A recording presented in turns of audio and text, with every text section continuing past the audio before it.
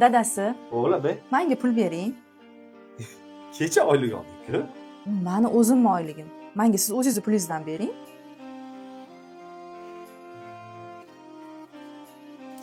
Yetadi. Rahmat. Erkak kishining rizqi ko'chada bo'ladi. Ayol rizqini eridan oladi. Ayolingizga qanchalik ko'p pul bersangiz, Xudo sizga shuncha baraka beradi. Bo'pti, ehtiyot bo'lib yurgin, ertaroq kelgin. Bo'pti, yaxshi borib keling. Xo'p.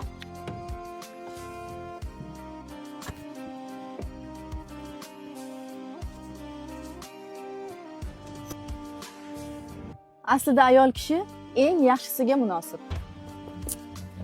Yana ishlamayapti-da telefoni. Telefoningni berib tur.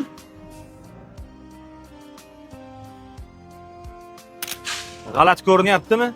Ba'zi birlar bunday erkaklarni xotin quli deb atashadi.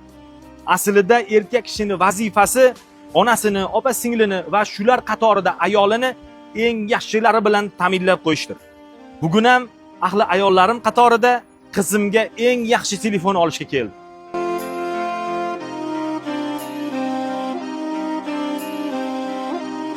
Assalomu alaykum. Assalomu alaykum. Qizimizga telefon olmoqchi edik. Shunga qanaqa telefonlaringiz bor? Xo'p, o'zingizlar qanaqa telefon ishlatasiz? Kelayinda nima telefon? O'yingizda qanaqa telefon? Xo'p, tushunarli. Qizingizlarga 17 Pro Max silver rangidan, o'yingizga 17 Pro Max Deep Blue rangidan qilib beraman. Ya rahmat. Lekin hozir menda bittasiga yetadigan pul bor-da. Okey, Aysel haqiqiy erkaklar do'koni. Bu sizga bizdan hadya.